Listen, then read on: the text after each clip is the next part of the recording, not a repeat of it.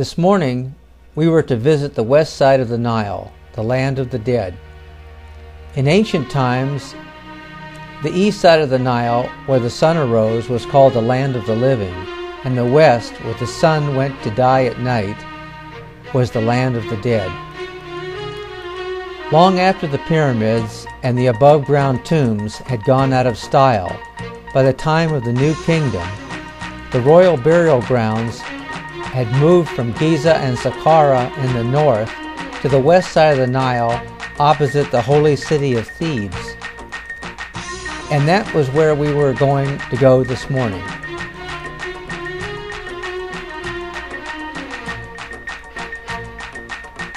It gets really hot up there in those hills where the Valley of the Kings is, so it was necessary for us to be up before dawn. On the top deck I took this photo, but actually it was much darker out there than the picture looks.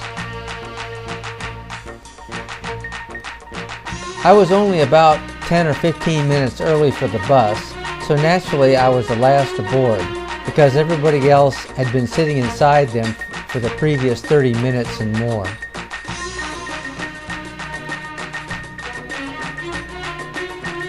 Neither I nor the drivers nor the guides just wanted to sit in those buses waiting for our departure time, so I took a few pictures. Finally, around 5:30 a.m., our police escort and the drivers were all ready to depart right on time. South of Luxor, we crossed the Nile at the bridge there, since our bus's outboard motor wasn't working. Traveling back north, we encountered one of the tourist balloons.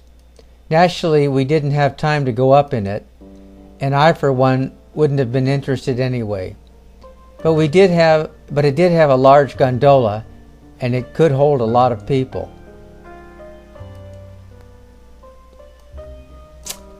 Arriving at the entrance to the Valley of the Kings a bit after dawn, the temperatures were still very pleasant.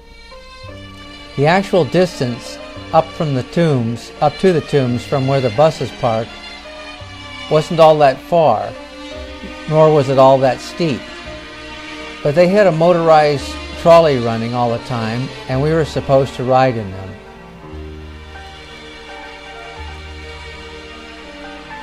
Since we were just about the first people there, we did not have a crowd there at the trolleys.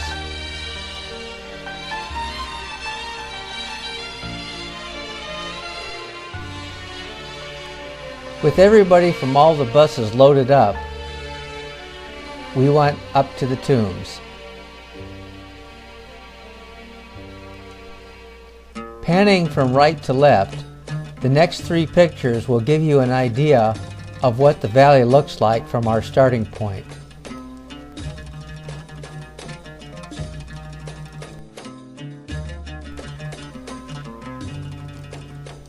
Before I go on, I want to mention that we were only a couple of miles from the Nile, not that far away. But in this valley, on the slopes of the hills and on the crests of the hills, nothing, absolutely nothing, not even a blade of grass or a cactus bush grew here. It was so absolutely dry that nothing could grow. Arizona and the driest part of the Mojave Desert looked like a tropical forest compared to Egypt, 1 or 2 miles away from the life-giving Nile.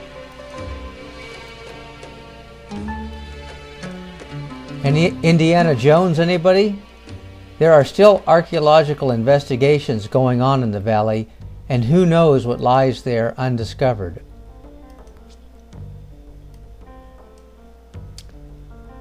What has been discovered is incredible. Here's the tomb of one of the all-time greats of Egypt, Ramesses III. You will be seeing much more of this guy later on. In the Cairo Museum, I saw his actual body in the Royal Mummy Room, and as I said, we will be seeing a lot of his statues. And here's the entrance to his tomb.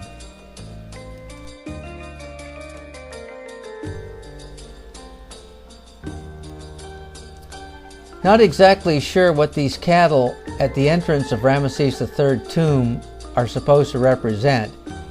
They may be representatives of the Lady Hathor, but I don't understand why there was two of them. Anyway, I don't know. I had to pay the Egyptian guy a couple of pounds so that he would allow me to photograph them. But then I had to shut off my camera because absolutely no photos are allowed inside the tombs. Back outside, here's a shot of another branch of the valley with more tombs up the canyon. The rock type here is what I believe is called a precipitated limestone. As far as I could tell, it was not laid down by living creatures and their shells accumulating at the bottom of a sea, but by other means.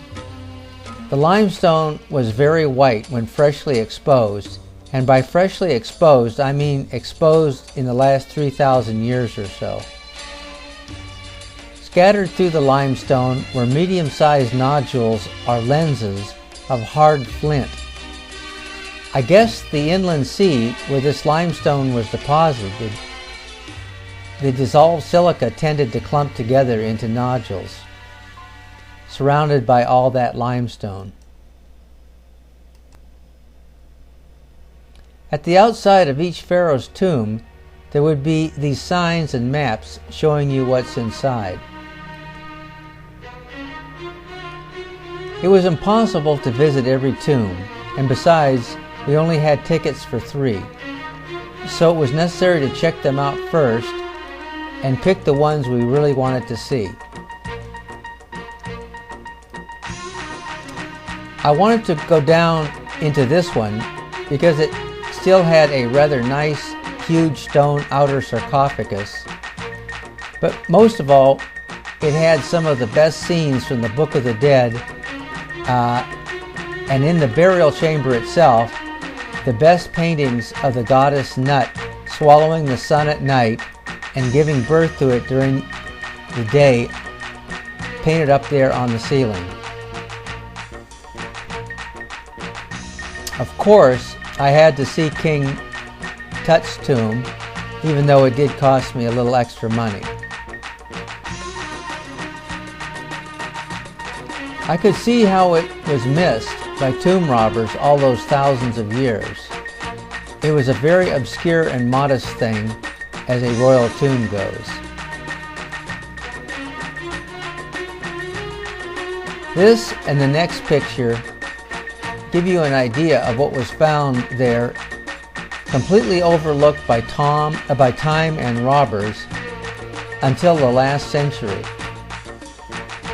By the way, once in the tomb, there was absolutely nothing in there except King Tut's outer sarcophagus. All the rest of the stuff was at the Cairo Museum in the King Tut wing of the museum. I'll give you a few seconds to look over these pictures. I saw all this stuff and a whole lot more in Cairo, and believe me, it was beautiful stuff. Naturally, I couldn't take pictures of it, so if you really want to see pictures, there are many books with beautiful color photographs. Still, absolutely nothing beats actually seeing the stuff in real life.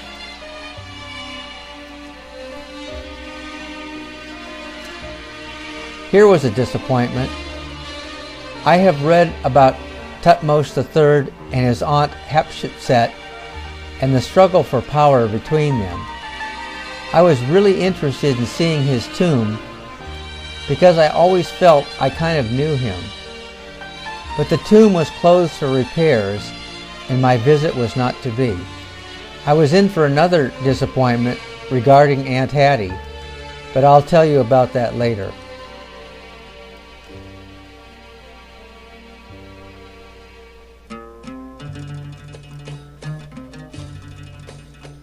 This is a stairway that leads up to Thutmose III's tomb, but I was stopped halfway up the climb by a guard who then told me that the tomb was closed. Shoot, I was really disappointed.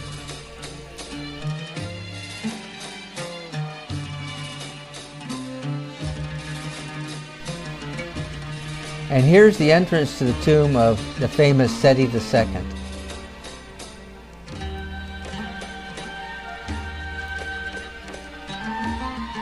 And the layout of his tomb.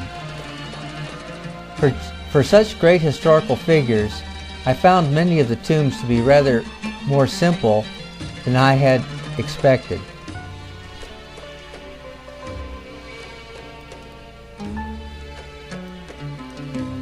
By this time, our time was up, and we were supposed to be back at the buses. It was only about a mile or so down to the buses, and I could have easily walked it, but nobody was walking, and besides, it was starting to get hot. Notice that there's not a stick or a blade of grass growing anywhere. God, was that land dry. This is just a picture of a colorful village between the Valley of the Kings and the Valley of the Queens, taken out of the bus's window. Don't know what these people do for a living around here, but it sure wasn't farming. Believe it or not, we were only about a mile from the Nile. If you will look closely above the town, you will see the tombs of the high officials that are between the Valley of the Kings and the Valley of the Queens. We are entering the so-called Valley of the Queens.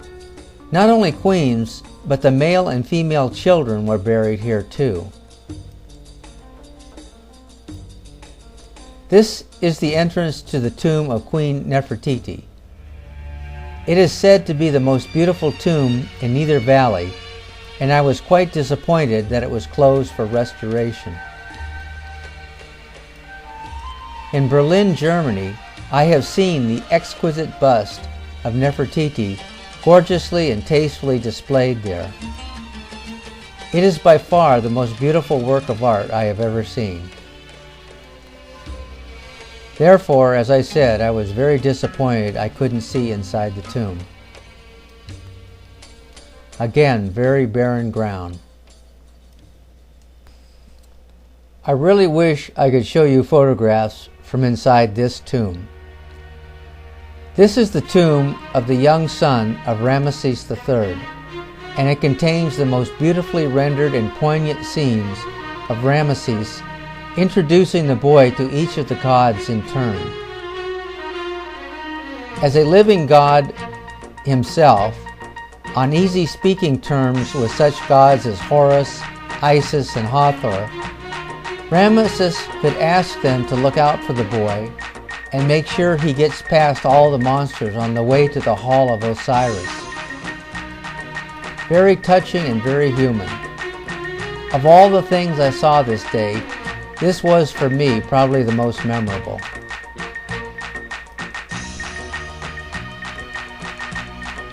If you have ever read Greek mythology or Herodotus, you have heard of the Colossi of Memnon, and here they are.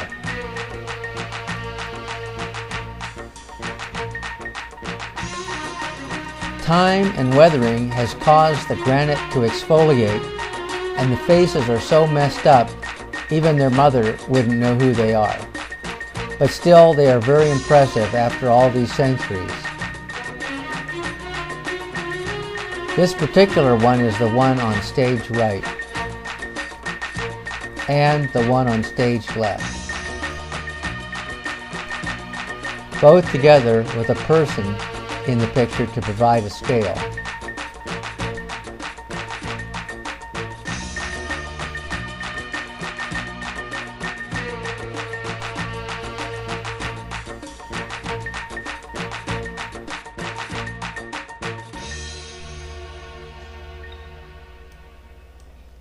While I was in the Valley of the Kings, I got a geographic fix on the place with my GPS receiver. When I got back to the boat, I got out my compass, my GPS, my camera, and my binoculars to see if I could find the Valley of the Kings from where I was. I spotted it right away as soon as I knew where to look. There it is at about the center of the picture. Here's a telephoto close-up. It's just up above and to the left of the round palm tree. Now I knew where I had seen the outline of those mountains. That's where the Valley of the Kings was. It was amazing. The valley and the royal tombs are only about 3 miles from where I was standing, as the crow flies, that is.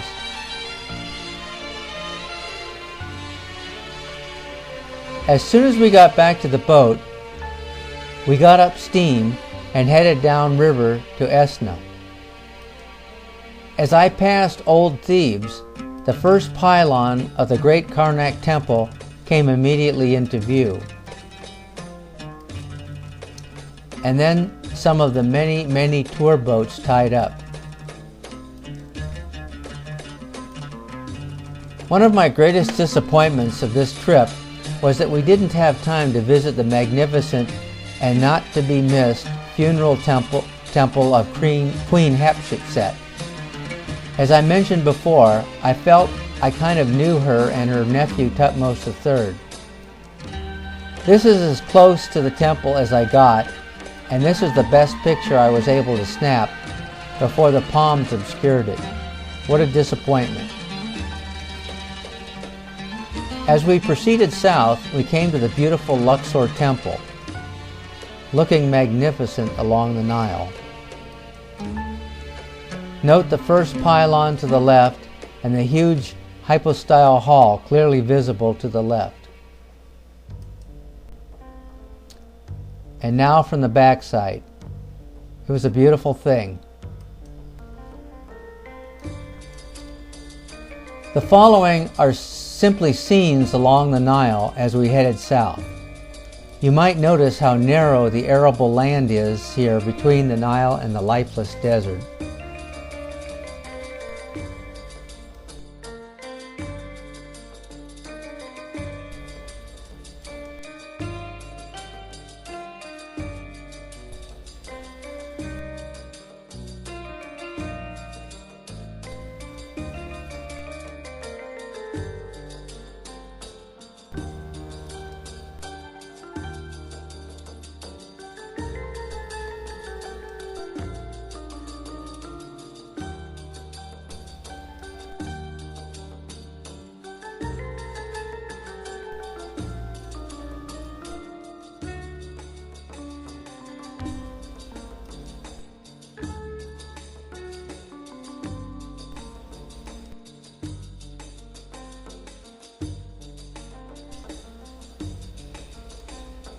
While we were traveling like this, I liked to stand on the very top deck at the very front of the boat.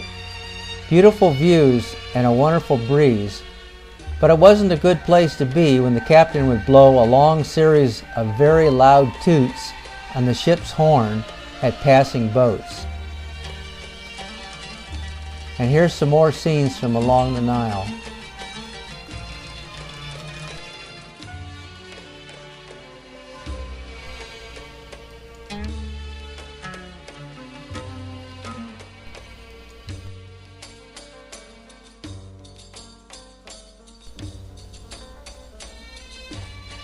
Some of the old boats that looked like they were from the 19th century sure had a lot of character.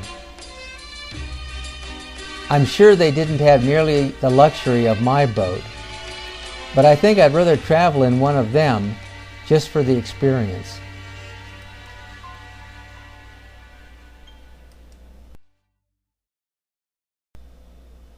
And to make matters even more rustic, here's a sailing cruise boat. Now that's what I call traveling. Up ahead we could see the first lock in the river. We would have to pass that lock to get to Aswan. First we would have to wait until the lock was ready to accept our boat though. In the meantime, this whole horde of rowboats converged on our boat.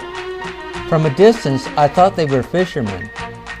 But then they started making a beeline for our boat, and I thought the captain would have to order something like, "Prepare to repel boarders."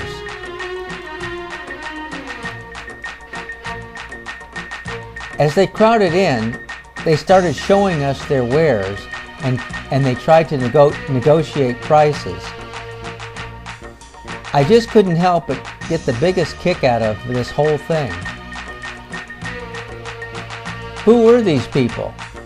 Well, they were the equivalent of street vendors trying to sell us stuff. The only difference was that they were on boats. Some of them would show us stuff, and others would throw up stuff for us to look at.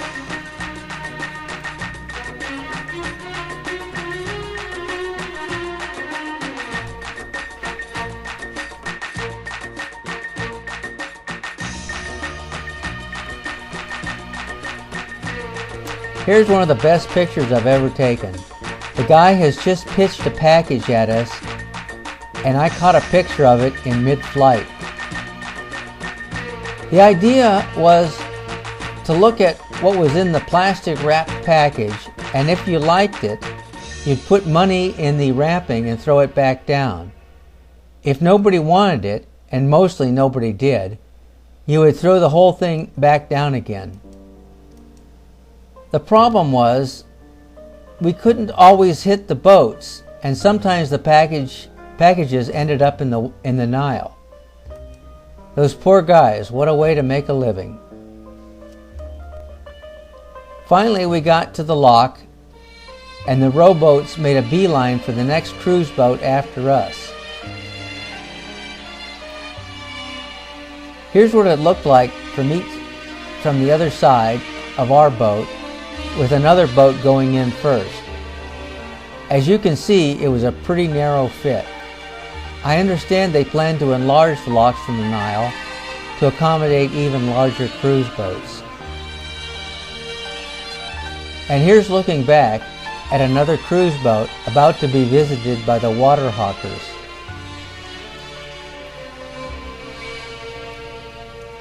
We pulled into the town of Esna and tied up around 8:45. One of the friends I made on the trip was an American who was born and raised in Holland and still spoke with a Dutch accent. A really nice guy and much more active and adventurous than anybody else on the boat. He and I were the only ones that left the ship that evening and walked by ourselves through the town. By the way, Egyptian towns are all lit up like Christmas trees at night. In the cool of the evening is when everybody does their shopping and does their business. All the bazaars are lit up and open for business, and you have never seen such crowds of people. We went way into the bazaar where no tourist ever goes, and we got a few surprised looks, but absolutely nothing even resembling an unfriendly look. You can't believe how packed the narrow streets are. Small pickup trucks and donkey carts were going down the center of those streets at about a trotting speed, which means you would be killed if run over by one of those vehicles. But everybody makes way for them, almost instinctively. And of course the crowds then close in after the vehicle passes. My friend from the boat was so intent at looking at something, he didn't notice a donkey cart coming at him at full speed, and he couldn't hear the driver shouting because of all the noises of the people around us. I saw the donkey cart, and at the last instant I pulled him out of the way so that only the side of the cart grazed him. If I wouldn't have known from my trips to East Africa that vehicles will run you over, and if I wouldn't have pulled him to safety, I'm sure he would have been killed. After a long walk around the town, we found our way back to the boat, and that was it for that day.